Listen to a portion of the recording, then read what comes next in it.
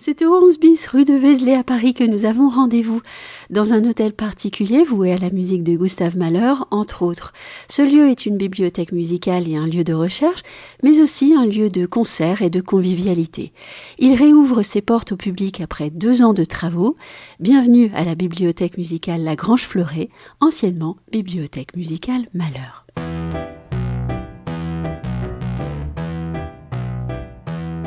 Culture sur mesure, un podcast d'Anne-Sandrine Di Girolamo. Marine Saunier, bonjour. Nous voici invités par vous à découvrir et parcourir ce lieu magnifique qu'est la bibliothèque musicale La Grange-Fleuret, anciennement médiathèque musicale Mahler. Ce lieu vient d'être rénové d'une façon tout à fait extraordinaire. Avant d'évoquer les 2 personnages qui sont l'âme de ce lieu, avant d'évoquer aussi la rénovation qui vient de se terminer, prenons le temps de parler de l'immeuble. C'est un immeuble construit à quelle époque et qui est sans doute typique d'une certaine architecture à Paris? Absolument. Alors c'est un hôtel particulier qui a été construit en 1887 par le vicomte de Dampmartin. Nous sommes dans le quartier du Parc Monceau. Nous étions sous la Troisième République au moment de l'expansion de ce quartier, de la création pratiquement de ce quartier. Et donc c'est un hôtel particulier, si je peux m'exprimer ainsi, presque de parvenus. Oui. C'est de la nouvelle bourgeoisie parisienne. parisienne. La nouvelle bourgeoisie parisienne de cette qui deuxième doit montrer moitié, sa richesse. Qui doit montrer sa richesse de cette Oui. deuxième partie du 19e siècle. Nous avons une vaste allée cochère, une grande porte cochère, des ornementations aussi sur le bâtiment. Un hall d'entrée vaste, un escalier immense, Oui, presque majestueux, presque démesuré par rapport à la taille du bâtiment, et des espaces de réception tout à fait impressionnants. Plein de miroirs, plein de décors, d'ornementation, de vitrines. Nous avons aussi des volets qui sont en miroir également. C'est un lieu qui est fait qui a été construit, je pense, pour montrer sa richesse, pour en mettre plein la vue, pour recevoir. Pour faire la fête. Pour faire la fête. Et cet hôtel particulier a été acheté par Henri-Louis de Lagrange, musicologue, spécialiste inégalé, peut-être, de Gustave Mahler. Il a acheté cet hôtel particulier pour y vivre. On va parler tout à l'heure des pièces qui étaient son lieu de vie, mais aussi et surtout pour y abriter ses incroyables collections de documents. On parlait des 2 personnages qui ont vécu pour faire vivre et faire grandir cette bibliothèque. Henri-Louis de Lagrange, premier personnage, oui. Et puis le deuxième, Maurice Fleuret. Je crois qu'il est indispensable d'évoquer justement ces collections avec peut-être d'abord quelques chiffres. Donc aujourd'hui, maintenant, après ce travail qui a été un peu le travail de leur vie aussi, annexe, mais qui était leur travail aussi de constituer ces collections et de les enrichir, ils ont aussi accueilli d'autres fonds d'archives. Donc pour parler chiffres, aujourd'hui, avec le lieu restauré, nous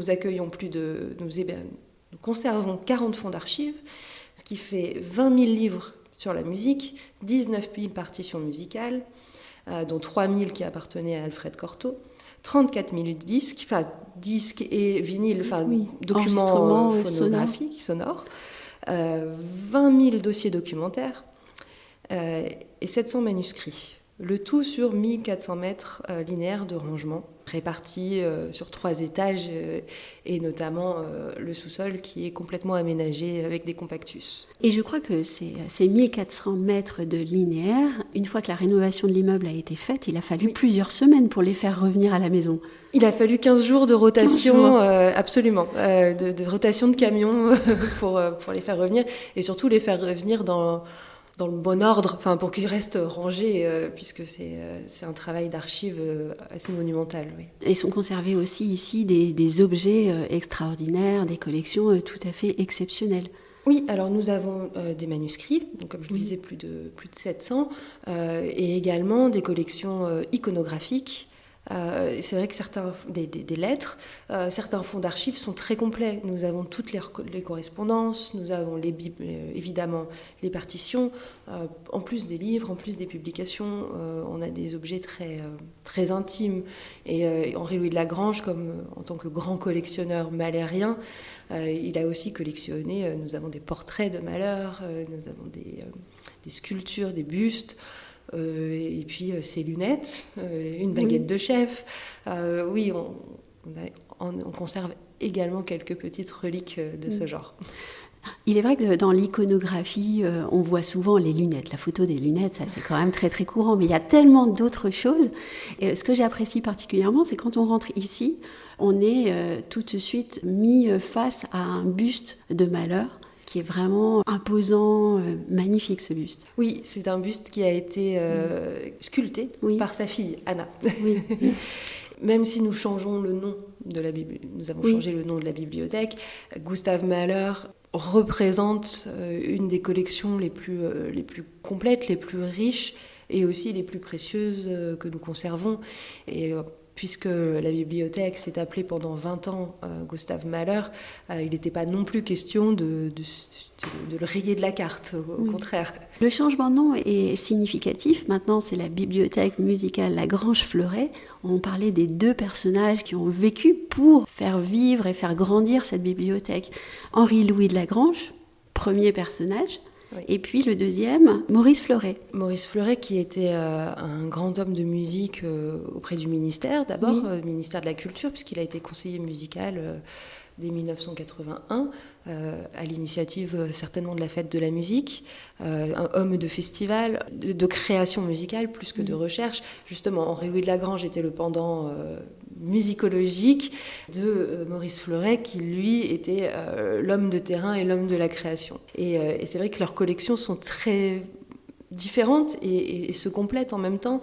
Dans le fond Maurice Fleuret, nous avons des partitions manuscrites, des échanges avec des grands compositeurs du XXe siècle, Apergis, Ligeti, Xenakis. C'est vrai qu'à eux deux, et plus les autres fonds d'archives, on couvre une période musicale vaste de fin 19e et puis tout le XXe siècle. Et c'est très riche. Et c'est également pour ça qu'Henri-Louis de Lagrange, à la fin de sa vie, a voulu se rapprocher de la Fondation Royaumont, qui avait déjà 2 bibliothèques en son sein, mais 2 bibliothèques qui ont un projet musical qui intéressait Henri-Louis de Lagrange, c'est-à-dire de décloisonner la recherche avec la pratique musicale, de faire des ponts et de le montrer au public également, mais de nourrir la pratique musicale. Et puis ces fonds-là sont très différents de ceux qui sont conservés ici à Paris. Avec les 3 bibliothèques, on a un éventail de documents sur toute la musique occidentale à partir du XVIe siècle, jusqu'au XXe, ici à la bibliothèque Lagrange Fleuret. N'oublions pas de souligner que Henri-Louis de Lagrange et que Maurice Fleuret vivaient ici, que les plus grands interprètes du moment sont venus, qu'ils dînaient tous ensemble ici, qu'ils jouaient de la musique, qu'ils discutaient des questions du moment.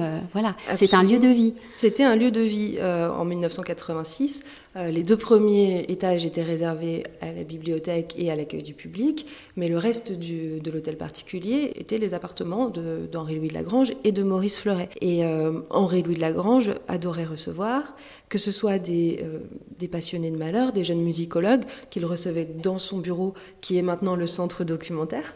Mais il recevait également, en effet, tous les spécialistes mahlériens, les chefs d'orchestre, qui dînaient là où nous nous tenons exactement, dans le salon des miroirs en ce moment. On évoquait au début la rénovation de cet hôtel particulier. C'est une rénovation qui a été menée par l'architecte Loïc Julienne, son atelier d'architecture Construire. Évoquons les lieux. Nos auditeurs ne les voient pas. C'est vrai. Il y a de magnifiques couleurs, des jeux très intéressants de lumière. Puis surtout, ce qui me marque le plus, c'est un mariage très abouti entre le style contemporain et l'histoire du lieu. Et un lieu très lumineux aussi. Il y a un puits de lumière a été créé. Il est véritablement le cœur de l'immeuble désormais. Et c'est vrai que c'est une création de l'architecte Loïc Julienne qui s'est inspiré de la forêt mahlérienne pour créer cette structure et le code couleur de cette structure qui est verte sapin. Rentrons un peu dans l'immeuble. Et au rez-de-chaussée, on a une salle dédiée à la médiation, à la scénographie. Oui. Une salle qui sera ouverte au public. Toutes les salles sont ouvertes au public, Oui, mais celle-ci sera ouverte public. au grand public. Oui. Le passant de la rue de Vézelay peut entrer, voir de la lumière et accéder en effet à cette salle qui aura des feuilletoirs électroniques. Le passant aura accès à la bibliothèque dans cette salle. Il pourra découvrir les collections à travers des expositions numériques. Il pourra aussi avoir accès à l'histoire du lieu, au catalogue, et par ce biais-là, découvrir ce qu'on peut proposer dans la bibliothèque. C'est une salle qui n'est pas réservée aux passants.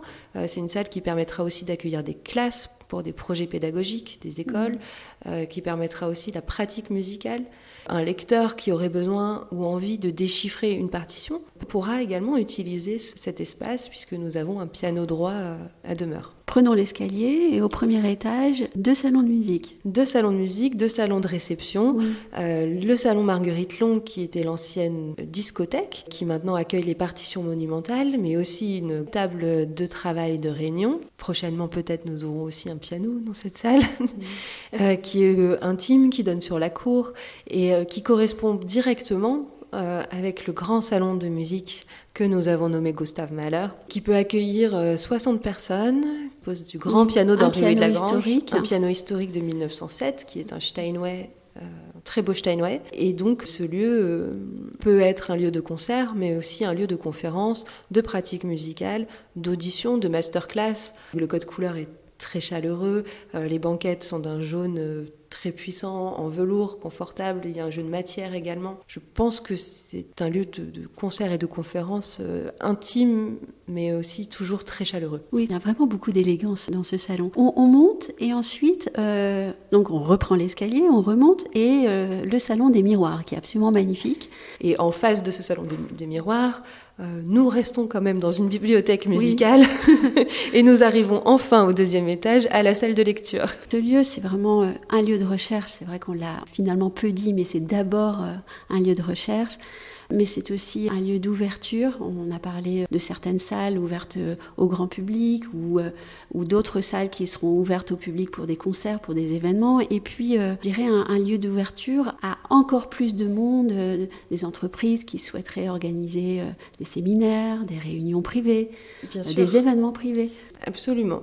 Tous nos espaces de réception sont disponibles à la privatisation et à la location, que ce soit pour des entreprises qui ont envie d'organiser des réunions ou également des rencontres professionnelles dans un cadre original, dans un cadre culturel. On peut aussi leur apporter cette dimension culturelle en leur organisant des rencontres conférences, on peut organiser des concerts, toujours en lien avec nos fonds. Oui. Notre projet est de mettre en valeur nos collections par tous les moyens. Ça peut être par le biais privé, comme par le biais d'une saison musicale que nous allons mettre en place. C'est un projet vraiment qui est protéiforme et qui est là pour accueillir, sincèrement, le plus grand monde et relier la pratique musicale à nos fonds, mais également les recherches, le travail et des sessions de séminaires d'entreprise peuvent également s'inspirer de la recherche et de ce que nous faisons ici sur le plan culturel.